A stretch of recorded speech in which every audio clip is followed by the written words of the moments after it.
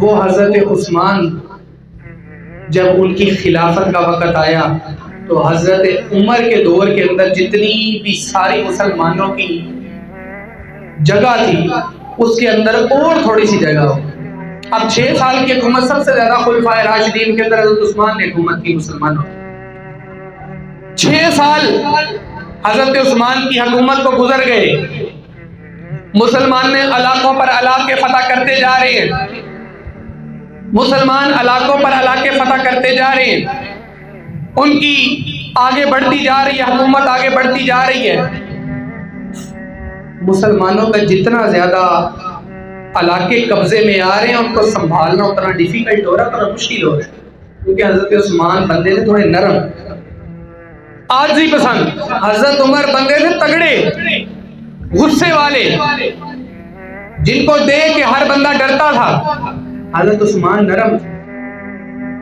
خیر 6 سال جب گزر گئے تو حضرت عثمان جو مہر نبوت تھی نا, جو انگلی پہ پہننے والی نبی کریم کی انگوٹھی تھی جو خلیفہ کو دی جاتی تھی, کنویں پہ بیٹھ کے نا وہ اس طرح کر کے اچھال کے کھیل رہے. 6 سال بعد ایسے اچھال کے کھیل رہے تھے. اچانک ان کے ہاتھ سے وہ انگوٹھی چھوٹی اور کنویں کے اندر چلی, اندر جا کر گر گئی. وہ مہر نبوت کنویں کے اندر چلی گئی. اب آدھی دنیا سے زیادہ کا بادشاہ مزدوروں کو بلایا, کنویں سے انگوٹھی ڈھونڈو. سارا کنواں کھود لیا, سارا پانی نکال دیا, نیچے تک کھود دیا, لیکن وہ نبی کریم کی مہر نبوت واپس نہیں ملی. اور جب مہر نبوت چلی گئی اس کے بعد سے مسلمانوں کا برا دور شروع ہو گیا. خارجیوں کو اور کافروں کو پتا چل گیا کہ بھائی حضرت عثمان اور جو مسلمان ہیں نا, ان کو ہم میدان میں نہیں ہرا سکتے. میدان میں 313 چھڑیاں لے کر 1000 پر باری تھے. میدان میں 1700 ہو کر 3000 پر باری تھے. میدان میں 1000 ہو کر تبوک کے اندر, خیبر کے اندر 2000 ہو کر 10000 پر باری, خندق کے اندر 1000 ہو کر 10000 پر باری. مسلمان یہاں پر بہت باری ہے, ان کو نہیں ہم ہرا سکتے. اور پھر تب تو ان کے ساتھ نبی کریم صلی اللہ علیہ وسلم تھے. اس کے بعد مسلمان 13000 ہو کر 40000 پر باری. مسلمان 23000 ہو کر 2 لاکھ رومیوں پر باری, جو دنیا کی سپر پاور تھی. حضرت خالد بن ولید نے خط لکھا فارس کے روم کے بادشاہ کو. جب 2 لاکھ کی فوج لے کر سامنے آیا نا تو حضرت خالد بن ولید ادھر 23000 ہے. حضرت عمر کو خط لکھا کہ میری تعداد بڑی کم ہے, مجھے تھوڑی سی اور اگر ہو سکتی ہے کمک بھیجی جائے. حضرت عمر نے کہا ٹھیک ہے میں کوشش کرتا ہوں. حضرت عمر نے اعلان کر دیا بھائی خالد کے لشکر کو مدد کی ضرورت ہے, اگر کوئی جانا چاہتا ہے تو چلا جائے. 12000 گھوڑے تیار ہوئے. 2 لاکھ کے مقابلے میں 23000 تھے, 12000 ہو گئے 35 ہو گئے.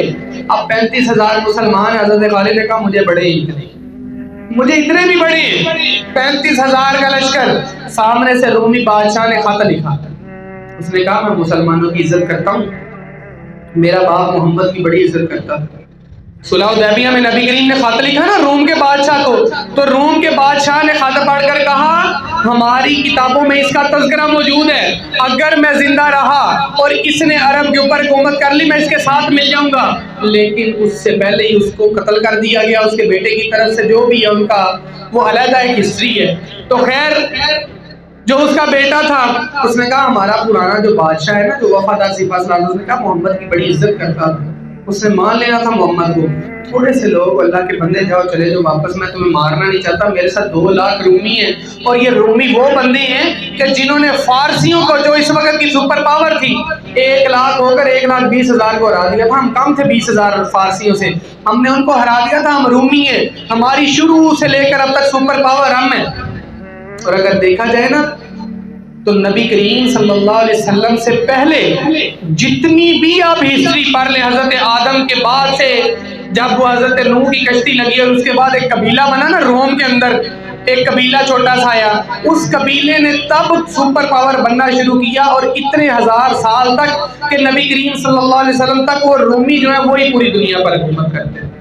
سکندر اعظم, کیسر, کسرا, سیزر, یہ جتنے بڑے بڑے نبی کریم سے پہلے نام آئے ہیں نا یہ سارے رومیوں کے اندر ہیں. رومیوں نے پوری دنیا پر حکومت کی ہے نبی کریم سے پہلے، اور تب تک ان کی حکومت کی سپر پاور تھے. کہا جاتا تھا کہ ایک رومی سپاہی اگر 100 بندوں میں اتر جائے تو وہ آرام سے مار سکتا ہے. تو 2 لاکھ کی فوج رومیوں کی، ادھر 35,000 مسلمان، ادھر انہوں نے اپنے خود پہنے ہیں، لوہے کے لباس پہنے ہیں. ادھر کسی کے پاس ہیں، کسی نے نہیں پہنے. مسلمانوں کے پاس اس وقت تھے لوہے کے لباس، فارسیوں کو ہرایا تھا، بڑا مال و دولت تھا، لیکن مسلمان نہیں تھے پہنتے، چمڑے کے پہنتے. ایک طریقہ تھا نا ان کا بھی لڑنے کا، وہ کہتے تھے لوہے کا لباس پہن کے ہم تھک جائیں گے زیادہ جلدی. بہرحال جو بھی ہے، ادھر سفید کپڑوں میں مسلمان 35,000 منہ پہ نقاب کیے ہوئے ہیں، پگڑیاں سر پہ پہنی ہوئی ہیں. وہ کہتے تھے یہ جاہل لوگ ہیں، پینڈو لوگ. ایسے نہیں کہتے چنگڑ، جو لوگ کم ہوتے ہیں ہم ان کو کہتے نہیں چنگڑ، چگیاں چ رہتے ہیں جڑے، ایسے وہ مسلمانوں کو سمجھتے تھے. خیموں میں رہنے والے، اونٹوں کو پالنے والے لوگ ہیں، ہمارے خلاف کہاں پر یہ آ گئے؟ ہمارے اتنے بڑے محل ہیں، اتنے بڑے ہمارے قلعے.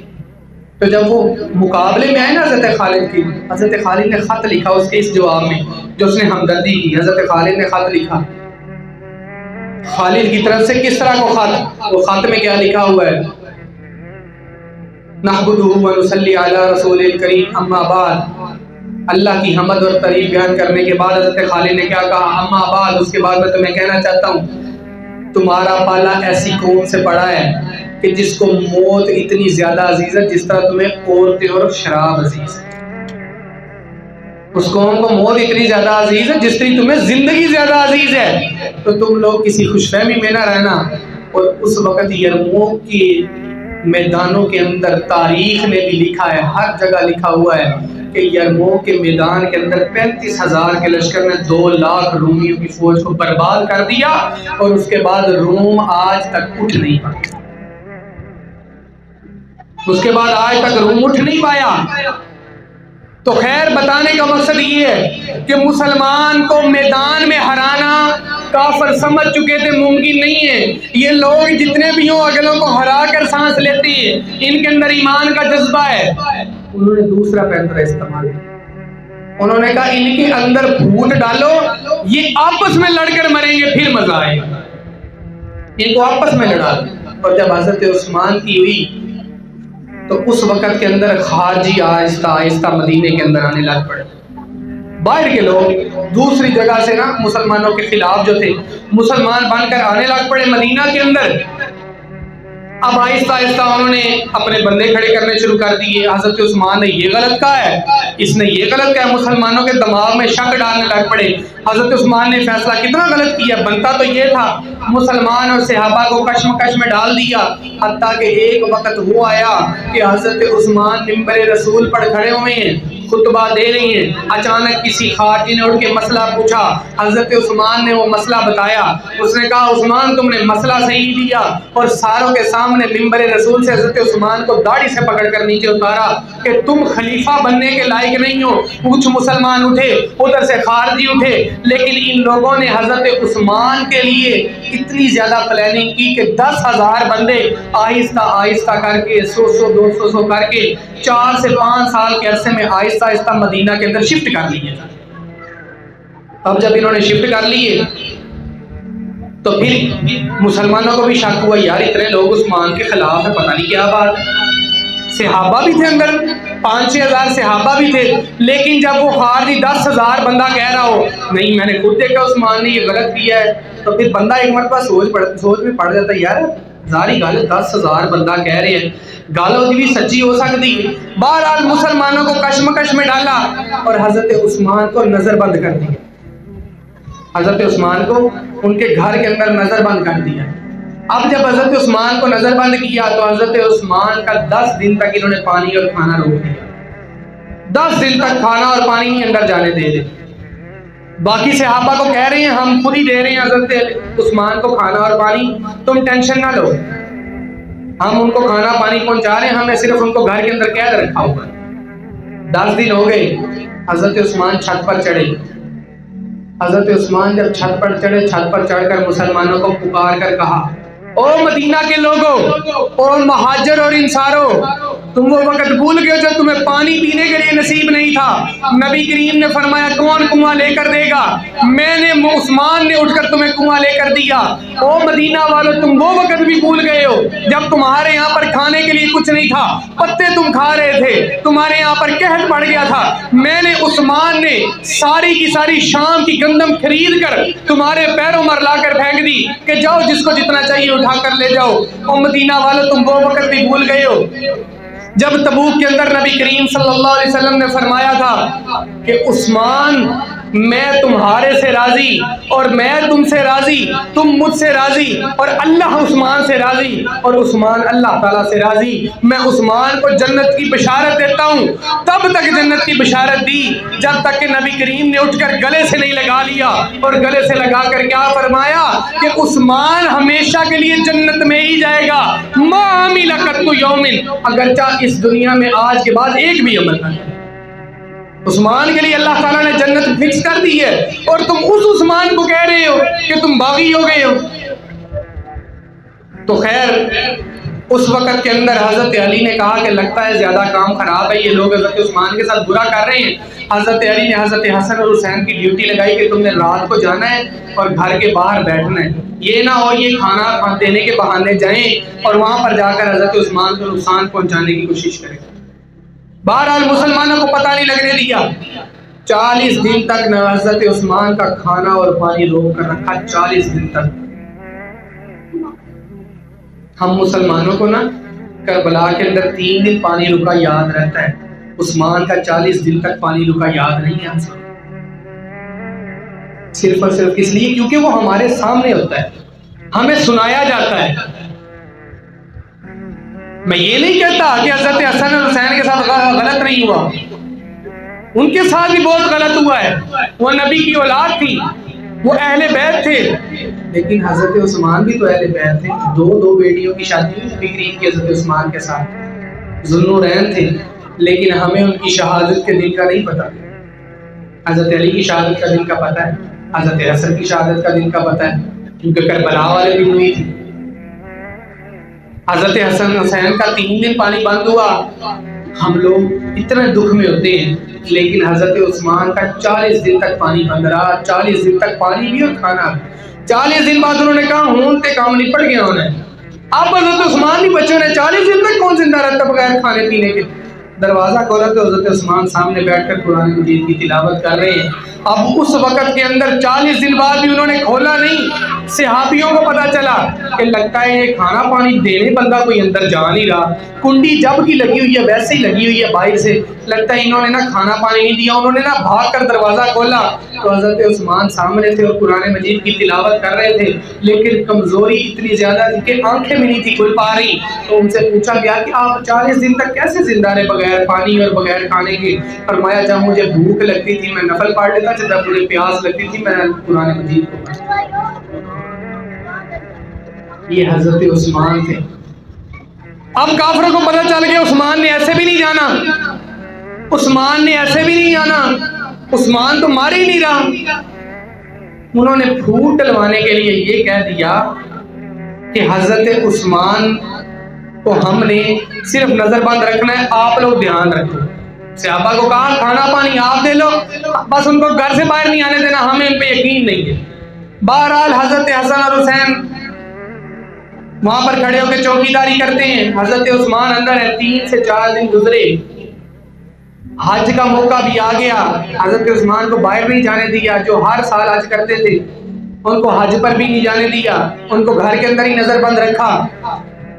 پھر کچھ دن گزرنے کے بعد انہوں نے جب ان کا پیرا تھوڑا سا کم ہوا تو انہوں نے رات کے اندھیرے میں کچھ لوگوں کو بھیجا گھر کے اندر پیچھے والی دیوار سے کہ حضرت عثمان کو شہید کرنا ہے۔ ان لوگوں نے دیوار پھلانگ کر گھر کے اندر چھلانگیں لگائیں اور گھر کے اندر جا کر حضرت عثمان کو پیچھے سے وار کرنے لگے۔ جب پیچھے سے وار کیا تو آپ کی بیوی جو آپ کے پاس آئی تھی انہوں نے ہاتھ اپنا آگے کر دیا۔ حضرت عثمان کی بیوی جو اس وقت سلمہ تھی ان کا ہاتھ کٹ گیا، خون کا فوارہ نکلا اور ان کی جیت نکل گئی۔ حضرت عثمان نے پیچھے دھیان دیا، پیچھے دھیان دیتے ہی انہوں نے حضرت عثمان کے کندھے کے اوپر تلوار ماری، خون کا فوارہ نکل کر حضرت عثمان جو قرآن مجید کی تلاوت کر رہے تھے، جس آیت کے اوپر پڑھا وہ آج بھی مدینہ کے اندر وہ صفحہ محفوظ ہے، وہ صفحہ آج بھی مدینہ کے اندر محفوظ ہے جس پہ حضرت عثمان کا خون گرا تھا۔ پتہ ہے کس آیت کے اوپر خون گرا تھا؟ فَسَيَكْفِيكَهُمُ اللَّهُ وَهُوَ السَّمِيعُ الْعَلِيمُ۔ اس آیت کے اوپر پڑھا تھا کہ اللہ تعالیٰ ان لوگوں کے لیے کافی ہے، اور اللہ تعالیٰ سب کچھ سننے والا اور دیکھنے والا ہے۔ اللہ تعالیٰ یہ سارا کچھ دے رہا ہے۔ پھر اللہ تعالیٰ نے قرآن مجید کے اندر اسی جگہ پر اسی صورت میں آگے فرمایا، کیا اللہ تعالیٰ فرماتے ہیں؟ اللہ تعالیٰ نے قرآن مجید کے اندر فرمایا وَلَا تَحْسَبَنَّ اللَّهَ غَافِلًا عَمَّا يَعْمَلُ الظَّالِمُونَ إِنَّمَا يُؤَخِّرُهُمْ لِيَوْمٍ تَشْخَصُ فِيهِ الْأَبْصَارُ۔ اللہ تعالیٰ فرماتے ہیں وَلَا يَحْسَبَنَّ اللَّهَ غَافِلًا عَمَّا يَعْمَلُ الظَّالِمُونَ، وہ لوگ یہ نہ سمجھیں جو ظلم کرتے ہیں دوسروں پر کہ اللہ تعالیٰ ان سے غافل ہو گیا ہے۔ وَلَا يَحْسَبَنَّ اللَّهَ غَافِلًا عَمَّا يَعْمَلُ الظَّالِمُونَ إِنَّمَا يُؤَخِّرُهُمْ لِيَوْمٍ تَشْخَصُ فِيهِ الْأَبْصَارُ۔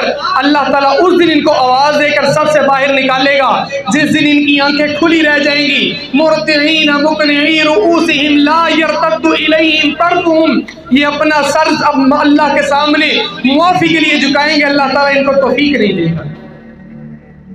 حضرت عثمان تڑپ رہے ہیں، خون نکلتا جا رہا ہے، کندھے پر تلوار پڑی ہے، بالکل رحم نہیں کیا، گلے کے یہاں پر یہ جو منکنا ہوتا ہے یہاں پر نیزہ رکھ کے زور سے پاؤں رکھ کر دبایا، اور حضرت عثمان کی شہادت ہو گئی۔ اب یہاں پر شہید ہو گئے، ظلم یہاں پر بھی ہوا ہے، کربلا میں بھی ہوا ہے، لیکن یہاں پر ظلم ابھی شروع ہوا ہے۔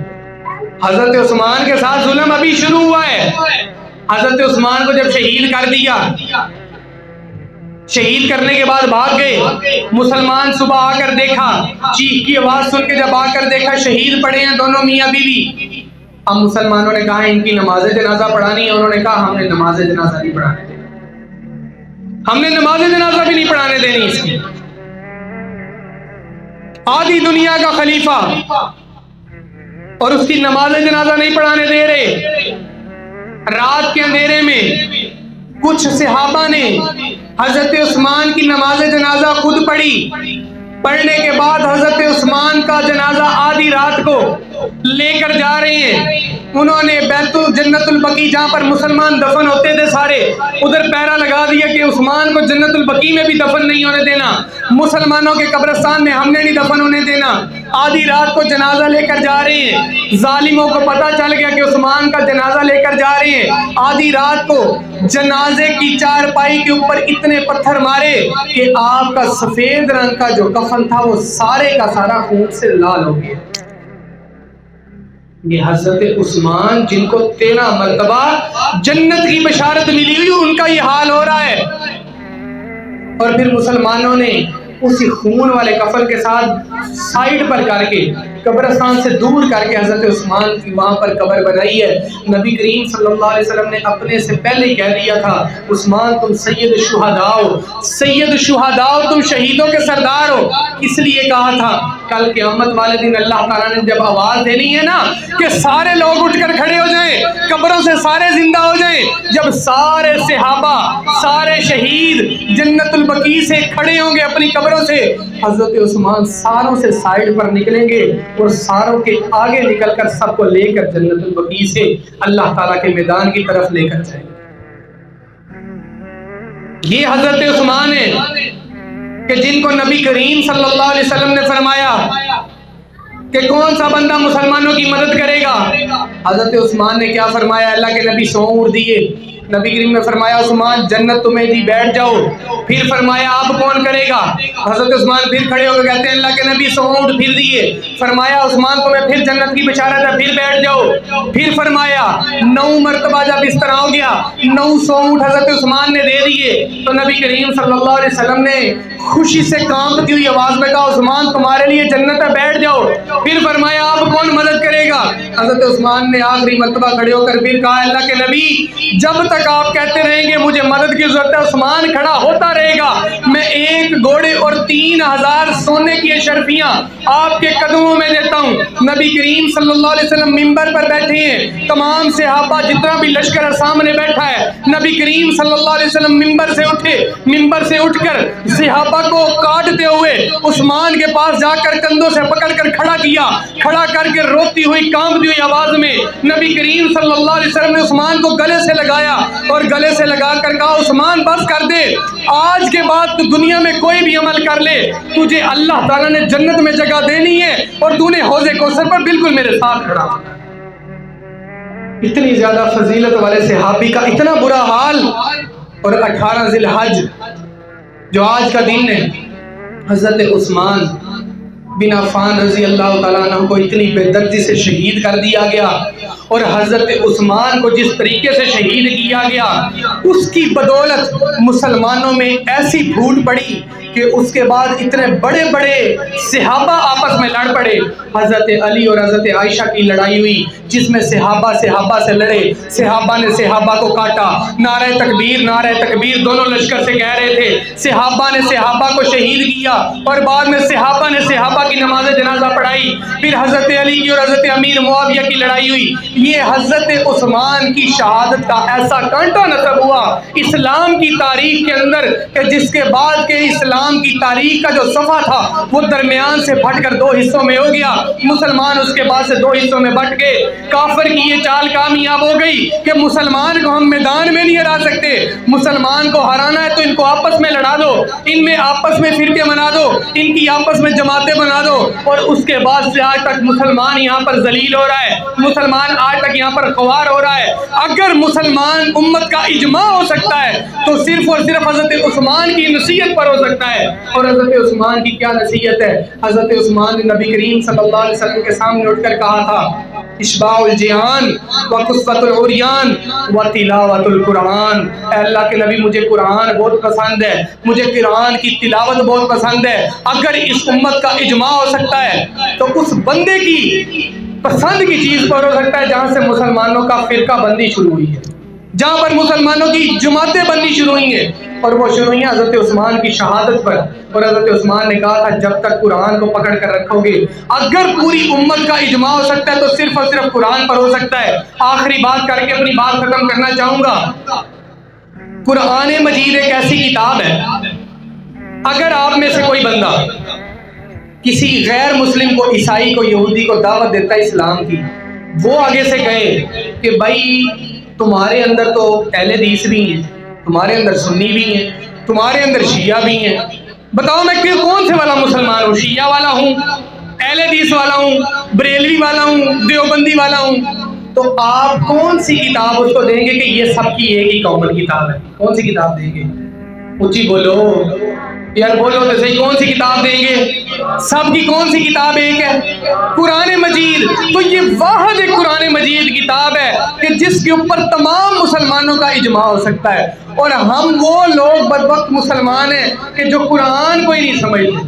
تو ایک واقعہ بڑا مشہور کہ جو ہمارے پاکستان کے ریٹائرڈ چیف آف جو ریٹائر جج ہیں نا, جو ہائی کورٹ کے جج ہیں, وہ ایک مرتبہ گئے حج کے اوپر. انہوں نے اپنی بک پہ لکھا ہے, انہوں نے لکھا ہے کہ میں حج کے لیے گیا, مجھے وہاں پر شاہی پروٹوکول ملا کہ پاکستان سے جج آیا ہے جو ریٹائر ہے, مجھے شاہی پروٹوکول ملا حکومتی لیول پر, مجھے امام کعبہ کے پیچھے کھڑا کیا, امام کعبہ کے پیچھے کھڑا کیا گیا.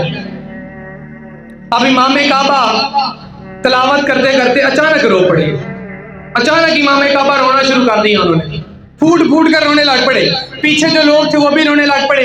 اب مجھے سمجھنا ہے کہ یہ رو کیوں رہے ہیں, کس وجہ سے رو رہے ہیں. تو جب سلام پھر گئی نا تو میرے ساتھ جو سعودی عربیہ کا اس وقت کا جو جج تھا نا وہ میرے ساتھ تھا. میں نے اس سے پوچھا کہ امام صاحب کو آپ لوگوں کو ہوا کہ آپ لوگ رونے کیوں لگ پڑے؟ تو انہوں نے کہا تمہیں نہیں پتا کہ جج صاحب نے, وہ امام صاحب نے تلاوت کس چیز کی ہے؟ امام صاحب نے کس چیز کی تلاوت کی ہے؟ انہوں نے جس چیز کی تلاوت کی ہے نا اس میں اللہ تعالیٰ نے پتہ کیا فرمایا ہے؟ وَامْتَازُوا الْيَوْمَ أَيُّهَا الْمُجْرِمُونَ, وَامْتَازُوا الْيَوْمَ أَيُّهَا الْمُجْرِمُونَ، اللہ تعالیٰ جب قیامت والے دن ساری دنیا کھڑی ہوگی نا تو اللہ تعالیٰ آواز دے کر کہے گا وَامْتَازُوا الْيَوْمَ أَيُّهَا الْمُجْرِمُونَ، سارے بندے جو مجرم ہیں ادھر باہر نکل آؤ، لائن سے باہر نکل آؤ۔ جو ٹیچر ہوتا ہے نا، ٹیچر جب اس نے سارے بچوں کو کھڑا کیا ہوتا ہے نا، جب وہ سٹک پکڑتا ہے اور بچوں کو کہتا ہے جو بچے فیل ہیں باہر نکل آؤ، تو بچوں کے رنگ اڑ جاتے ہیں، میں فیل ہوں اب مجھے چھٹیاں پڑھنی ہیں۔ اور اس وقت اللہ تعالیٰ کیا کہے گا وَامْتَازُوا الْيَوْمَ أَيُّهَا الْمُجْرِمُونَ أَلَمْ أَعْهَدْ عَلَيْكُمْ يَا بَنِي آدَمَ أَلَّا تَعْبُدُوا الشَّيْطَانَ، میں نے نہیں کہا تھا شیطان کی عبادت کبھی نہ کرنا، شیطان کے پیچھے کبھی نہ لگنا۔ امام صاحب نے یہ تلاوت کی اور ہم سوچ کر ڈرنے لگ پڑے ہیں، ہم سوچ کر رونے لگ پڑے ہیں کہ کہیں اللہ تعالیٰ ہمیں اس صف میں سے باہر نہ نکال دے۔ تو وہ جج کہتا ہے کہ میں اپنے کمرے میں گیا نا، وہاں پر جا کر میں نے دیوار کو سر مار مار کر رویا کہ میں نے اتنی زیادہ دنیا کی کتابیں پڑھ لی، اتنا زیادہ میں نے علم حاصل کر لیا کہ میں پاکستان جیسی بڑی مملکت کا جج بن گیا، لیکن ایک چیز اگر میں نے نہیں پڑھی تو وہ کیا نہیں پڑھی؟ اللہ تعالیٰ کا قرآن نہیں پڑھا۔ تو یہ چیز ہے، ہماری امت قرآن سے دور ہے۔ صلاح الدین ایوبی نے کہا تھا جب تک مسلمان قرآن اور تلوار سے دور ہو جائیں گے نا، تب تک ان کو عام چھوٹا سا بچہ بھی پکڑ کر ان کو نیچے لگا سکتا ہے، لیکن اگر مسلمان تلوار اور اللہ کی کتاب کو پکڑ لیں تو دنیا کی کوئی طاقت ان کو روک نہیں سکتی۔ تو آج آپ دیکھ لیں مسلمان قرآن سے کتنا دور ہیں۔ آپ اس کا اندازہ ادھر سے لگا لیں کہ یہ پچھلے دنوں جو سویڈن کے اندر قرآن مجید کو جلایا گیا ہے، اگر اس نے قرآن مجید کو جلایا ہے، ظاہری طور پر قرآن مجید کو اس نے جلایا ہے، لیکن باطنی طور پر قرآن مجید کے ساتھ جو سلوک ہم کر رہے ہیں وہ بھی کم نہیں ہے۔ ہم نے بھی اس کو لپاٹ کر گلاف کے اندر اوپر رکھ دیا ہوا ہے۔ کبھی کبھی توفیق ملے گھر میں ڈسٹنگ کرنے کی، اس کو نکالتے ہیں، اس کو جھاڑ پونچھ کر کے اس کو واپس رکھ دیتے ہیں۔ جو چیز ہم نے ادھر کر دی ہوئی ہے، نبی کریم صلی اللہ علیہ وسلم نے فرمایا، اللہ تعالیٰ قرآن مجید کے اندر فرما رہے ہیں، نبی کریم اللہ تعالیٰ کو شکایت کریں گے۔ کیا شکایت کریں گے؟ یہ شکایت کریں گے، اے اللہ ان لوگوں نے قرآن مجید کو اپنے پس پشت پر ڈال دیا تھا۔ نبی کریم اللہ تعالیٰ سے ہماری شکایت کریں گے، اے اللہ ان لوگوں نے قرآن کو نہیں کھولا، میں نے ان کو قرآن دیا، میں نے ان کو تعلیمات دی، انہوں نے قرآن کھول کے نہیں دیکھا، انہوں نے قرآن کا صفحہ نہیں کھولا، انہوں نے قرآن کے اندر دیکھنے کی کوشش نہیں کی کہ قرآن میں اللہ تعالیٰ نے کہا کیا ہے۔ یا اللہ یہ لوگ، یہ میری امت والے، انہوں نے قرآن کو نہیں کھولا، یا اللہ میں تیرے سے شکایت کر رہا ہوں ان کی۔ اور جن لوگوں کی شکایت نبی کریم کریں گے، ہم لوگوں کو بڑا مان ہے نا کہ نبی کریم صلی اللہ علیہ وسلم نے ہماری سفارش کرنی ہے۔ وہ بندہ سفارش کبھی نہیں کرتا جو جج کے سامنے جا کر کے اس بندے نے غلط کیا ہے، وہ بندہ آپ کی شکایت کرائے گا۔ نبی کریم نے شکایت کرنی ہے ان لوگوں کی جنہوں نے قرآن مجید کو اپنے پس پشت ڈال رکھا ہے۔ اس لیے میری آپ سامنے سے ایک ہی اپیل ہے، ایک ہی ریکویسٹ ہے، ایک ہی آپ لوگوں سے درخواست ہے کہ تھوڑا نہیں، کم از کم ایک آیت روزانہ کی ترجمے کے ساتھ آپ نے قرآن مجید کی پڑھنی ہے۔ کم از کم یہ تو پتہ چلے کہ جس رب کے سامنے جا کر ہم نے پیش ہونا ہے، جس رب کی ہم عبادت کر رہے ہیں، جس نے ہمیں اس دنیا میں بھیجا ہے، اس نے ہمیں کم از کم کہا کیا ہے کہ قرآن مجید میں اس نے ہمیں پیغام کیا دیا ہے، کہ کتاب ہمیں پڑھنے کے لیے دی ہے، رٹا مارنے کے لیے نہیں دی۔ اللہ تعالیٰ نے ہمیں اس میں کچھ کہا ہے کہ یہ چیز پڑھو۔ میں تمہیں کچھ کہنا چاہتا ہوں، ایک بندہ آپ کو ایک بات کر رہا ہو، فور ایگزامپل میں آپ سے بات کر رہا ہوں، میں آپ کو کچھ کہہ رہا ہوں، آپ میری بات کو سن نہیں رہے، کانوں میں ٹوٹیاں لگائی ہیں تھوڑی بہت جو میں بات کر رہا ہوں، آپ اس کو بار بار پڑھی جا رہے ہو، مجھے اچھا لگے گا؟ مانو کہنا یار ٹوٹیاں لا کے میری گال تو سن، میں کہنا کی پیاما۔ اللہ تعالیٰ نے بھی کہنا بھائی تم نے پڑھنا تو صحیح تھا کہ میں نے تمہیں کہا کیا ہے، سمجھنا تو صحیح تھا۔ اللہ تعالیٰ ہمیں عمل کی توفیق عطا فرمائے۔ وآخر دعوانا ان الحمد للہ رب العالمین۔